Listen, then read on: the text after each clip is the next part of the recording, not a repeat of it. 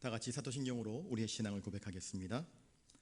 나는 전능하신 아버지 하나님 천지의 창조주를 믿습니다. 나는 그의 유일하신 아들 우리 주 예수 그리스도를 믿습니다.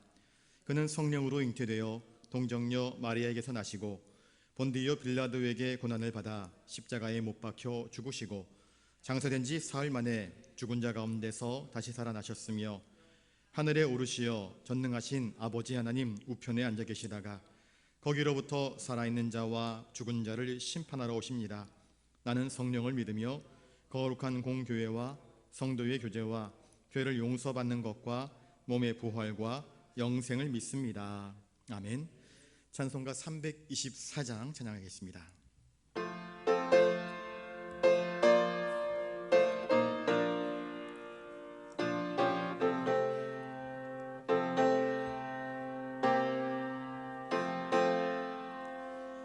예수 나를 오라 하네 예수 나를 오라 하네 어디든지 주를 따라 주와 같이 하려네 주의 힘도하심 따라 주의 힘도하심 따라 어디든지 주를 따라 주와 같이 하려네 겟세마네 동산까지 주와 함께 가려 하네 피땀 흘린 동산까지 주와 함께 가려네 주의 힘도하심 따라 주의 힘도하심 따라 어디든지 주를 따라 주와 같이 하려네 심판하실 자리까지 주와 함께 가려 하네 심판하실 자리까지 주와 함께 가려네 주의 인도하심 따라 주의 인도하심 따라 어디든지 주를 따라 주와 같이 가려네 주가 크신 은혜 내려 나를 항상 돌보시고 크신 영광 보여주며 나와 함께 하시네 주의 힘도하심 따라 주의 인도하심 따라 어디든지 주를 따라 주와 같이 가려네. 아멘. 하나님 말씀은 구약성경 이사야 6장 1절부터 13절까지입니다. 구약 973면에 있습니다. 제가 말씀을 읽겠습니다. 우시야 왕이 죽던 해에 내가 본즉 주께서 높이 들린 보좌에 앉으셨는데 그의 옷자락은 성전에 가득하였고 스랍들이 모시고 섰는데 각기 6날개가 있어 그 둘로는 자기의 얼굴을 가리었고 그 둘로는 자기의 발을 가리었고 그 둘로는 날며 서로 불러 이르되 거룩하다 거룩하다 거룩하다 만군의 여호와여 그의 영광이 온 땅에 충만하도다 하더라. 이같이 화답하는 자의 소리로 말미암아 문 지방의 터가 요동하며 성전의 연기가 충만한지라. 그때에 내가 말하되 화로다 나여 망하게 되었도다. 나는 입술이 부정한 사람이요 나는 입술이 부정한 백성 중에 거주하면서 만군의 여호와이신 왕을 배웠음이로다 하였더라. 그때에 그 수랍 중에 하나가 부젓가락으로 제단에서 집은 바 핀 숯을 손에 가지고 내게로 날아와서 그것을 내 입술에 대며 이르되 보라 이것이 내 입에 닿았으니 내 악이 제하여졌고 내 죄가 사하여졌느니라 하더라. 내가 또 주의 목소리를 들으니 주께서 이르시되 내가 누구를 보내며 누가 우리를 위하여 갈고 하시니 그때에 내가 이르되 내가 여기 있나이다 나를 보내소서 하였더니 여호와께서 이르시되 가서 이 백성에게 이르기를 너희가 듣기는 들어도 깨닫지 못할 것이요 보기는 보아도 알지 못하리라 하여 이 백성의 마음을 둔하게 하며 그들의 귀가 막히고 그들의 눈이 감기게 하라.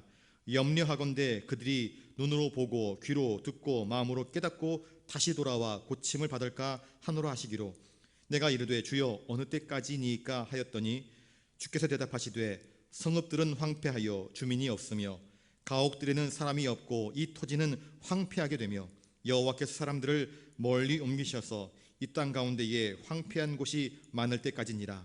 그 중에 10분의 1이 아직 남아 있을지라도 이것을 황폐하게 될 것이나 밤나무와 상수리 나무가 배임을 당하여도 그 구루터기는 남아 있는 것 같이 거룩한 씨가 이 땅에 구루터기니라 하시더라. 아멘. 오늘 말씀의 제목은 주님 제가 여기 있습니다 나를 보내소서입니다. 이사야가 소명을 받을 때의 모습이 오늘 본문 가운데 나타나고 있습니다. 이사야는 우시야 왕이 죽던 바로 그때에 그 해에 하나님으로부터 소명을 받습니다. 하나님을 대면한 이사야는 자신의 연약함을 고백하면서 화로다 나여 주여 이제 망하게 되었도다 그렇게 고백을 합니다. 왜 그런가? 거룩하신 하나님의 존전 앞에 죄인된 인간이 설 수 없습니다. 죄인이 하나님을 보는 순간 죽는다는 것이 정설입니다. 그러니 이제 나는 죽는구나 생각했을 것입니다.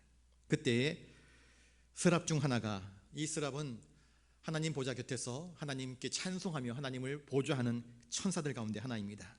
그 중 하나가 이사야의 입에 숯불을 대면서 이를 통해서 죄악이 사라졌다라고 말을 합니다. 하나님께서는 남유다 백성들의 어리석은 행실과 무디어진 신앙 영성 때문에 진노하셨고 이제 그 사실을 백성들에게 전달하라 라고 이사야에게 명령하십니다. 하나님의 그 거룩한 마음을 깨달은 이사야는 하나님의 진노가 끝나는 날이 언제인지를 여쭈어 보았습니다. 이에 하나님께서는 유다 땅이 황폐해진 후에 하나님의 회복이 있을 것이라 그렇게 선포해 주셨습니다. 저를 따라서 한번 해보겠습니다. 생명의 주인 되시는 하나님께서 우리를 부르시고 계십니다. 하나님은 천지를 창조하신 주님이십니다. 무엇이든지 하실 수 있는 분이십니다. 그런데 아담과 하와를 지으셨습니다. 기뻐하셨습니다. 주님 역시 마찬가지입니다. 무슨 일이든 하실 수 있는 하늘나라의 전권을 가지신 분이 바로 우리 구주 예수 그리스도이십니다. 그런데 그 주님께서 연약한 사람들 가운데에 특별히 더 연약한 제자들을 택하여서 부르셨습니다. 왜 부르셨을까요? 하나님은 우리와 함께 동역하기를 기뻐하십니다. 하나님께서는 오늘도 하나님의 일을 함께할 누군가를 찾고 계십니다. 믿음의 사람들이란 우리의 삶 속에서 끊임없이 우리를 부르시는 주님의 음성을 듣고 응답하는 사람들이 바로 믿음의 사람들입니다. 예수님은 요한복음 5장 17절에 내 아버지께서 지금까지 일하시니 나도 일한다 그렇게 말씀하십니다. 여러분, 우리가 서 있는 삶의 자리는 사실 하나님께서 우리를 파송하여 보내신 자리입니다. 철학자 데카르트는 이렇게 이야기합니다. 나는 생각한다. 그러므로 나는 존재한다. 그렇게 말했습니다. 그렇게 말함으로써 인간을 인간 존재 자체를 생각하는 주체로 해서 인간의 존재를 찾으려고 애를 썼습니다. 믿음의 사람들, 우리 성도들은 거기에서 한 걸음 더 깊이 들어갑니다. 우리에게 생명을 주시는 하나님께서 지금 나를 부르시고 계신다. 나와 동역하기를 원하신다.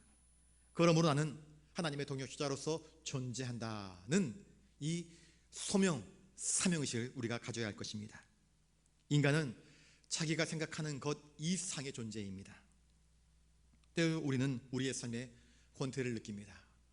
지겹다, 힘들다, 고달프다, 세상이 안 바뀌나? 하는 그런 생각을 할 때가 많습니다.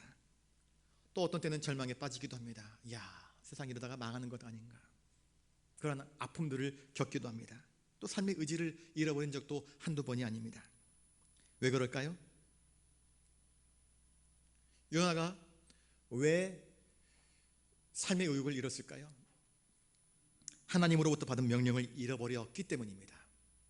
하나님께로부터 받은 사명, 그 음성을 잃어버리는 순간 인간은 존재의 의미에 대해서 회의감을 들고 방황하기 마련인 것입니다. 그런데 하나님께서 우리를 부르신 그 소명의 순간, 우리에게 맡기신 그 사명을 바로 회복하는 순간 우리의 삶은 정체성을 가지게 되며 우리의 삶의 의미를 깨닫게 되는 것입니다. 그때 비로소 성도의 삶은 회복되는 것입니다. 하나님은 오늘도 저와 여러분들을 찾으시면서 부르십니다.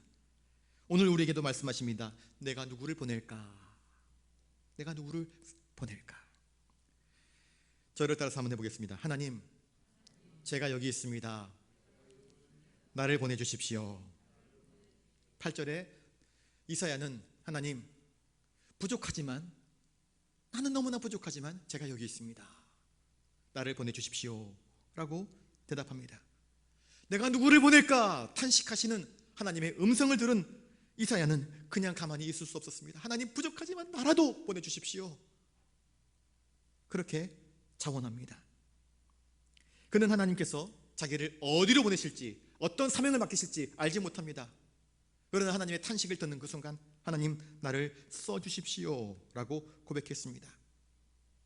하나님께서 어디로 보내실지, 어떤 사명을 맡기실지 알지 못하지만 나의 삶을 하나님께 드립니다 고백했던 것입니다. 신앙은 결단이며 또한 모험입니다. 믿음의 조상 아브라함은 하나님께 소명을 받고 고향 갈대아 우르를 떠날 때 그의 나이가 75세였습니다. 여기 계신 분들 중에는 75세 넘으신 분이 아무도 안 계시네요.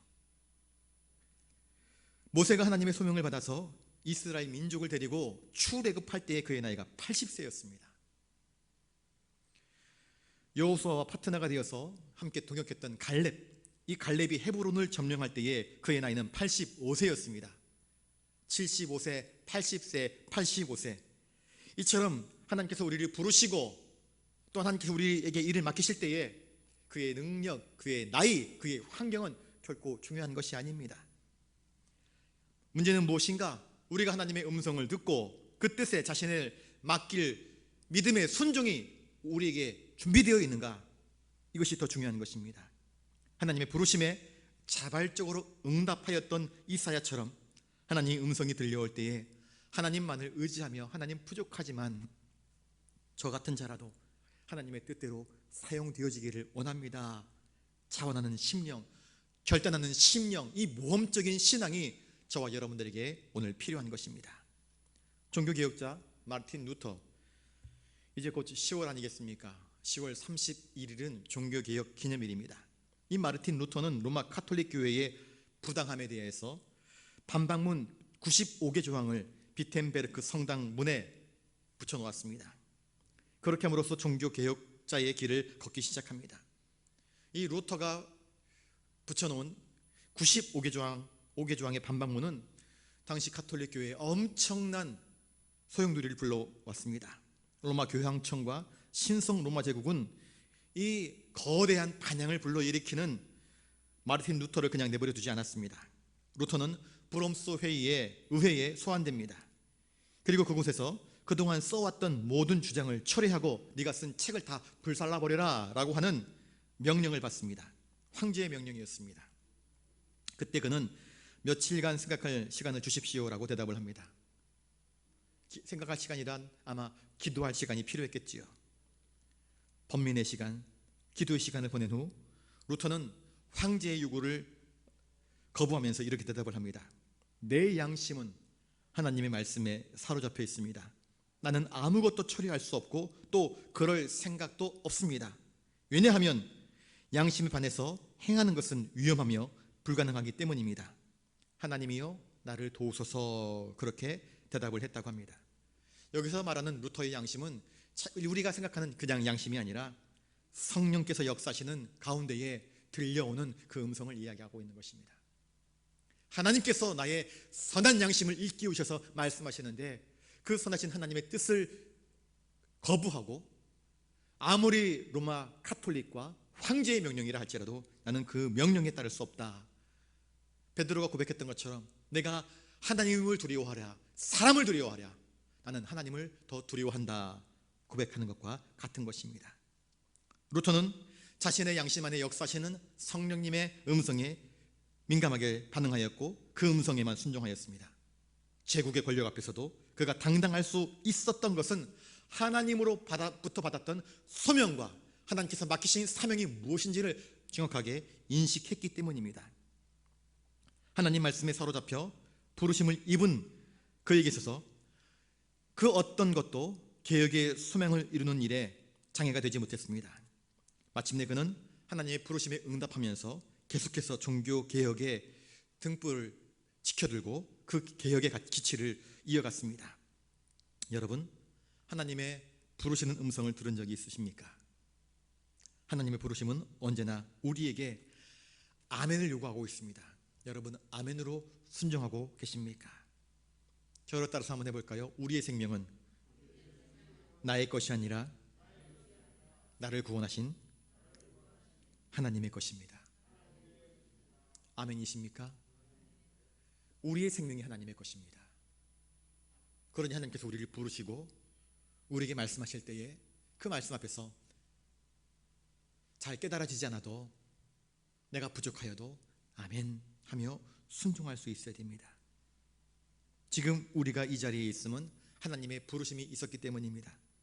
그러므로 하나님의 그 부르심에 응답하는 삶을 사는 것은 가장 복된 삶입니다. 또한 앞으로 우리에게 펼쳐질 하나님 나라를 위해서 주님께서 우리를 부르시고 우리에게 이렇게 하라 말씀하실 때에 아멘 하면서 순종할 줄 아는 우리가 되어야 할 것입니다. 하나님께서 우리를 부르시는 그 음성에 이사야처럼 민감하게 귀를 기울이며 주님, 제가 여기 있습니다. 미천하고 부족하지만 나를 보내주십시오, 나를 써주십시오 라고 고백하며 하나님께 기쁨으로 나아가는 우리 모든 믿음의 성도들 되시기를 주님의 이름으로 축복합니다. 기도하겠습니다. 주님, 주 예수 그리스도의 그 거룩한 보혈의 피로 주님은 우리를 사셨습니다. 우리를 죄에서 구원하여 주셨습니다. 하오니 나의 생명은 영원히 주님의 것입니다. 이제 우리를 구원하시고 하나님 나라의 일꾼으로 불러 세워주시오니 감사를 드립니다. 그동안 우리가 하나님의 은혜를 망각한 채 부르심에 합당한 삶을 살지 못했음을 깨닫고 고백합니다. 이제는 그 부르심에 합당한 삶을 살기를 소망합니다. 어디든지 하나님 부르시면 믿고 따르며 순종하기를 원하옵나이다. 주님, 우리에게 믿음과 용기와 순종을 주시옵소서. 복음을 들고 마땅히 가야 할 곳으로 우리를 보내시고 그곳에서 쓰임받는 우리들 한 사람 한 사람이 되게 하여 주시옵소서. 감사를 드리옵고 존귀하신 예수님 이름으로 기도드리옵나이다. 아멘. 주기도문 하시겠습니다. 하늘에 계신 우리 아버지, 아버지의 이름을 거룩하게 하시며 아버지의 나라가 오게 하시며 아버지의 뜻이 하늘에서와 같이 땅에서도 이루어지게 하소서. 오늘 우리에게 일용할 양식을 주시고 우리가 우리에게 잘못한 사람을 용서하여 준 것 같이 우리 죄를 용서하여 주시고 우리를 시험에 빠지지 않게 하시고 악에서 구하소서. 나라와 권능과 영광이 영원히 아버지의 것입니다. 아멘.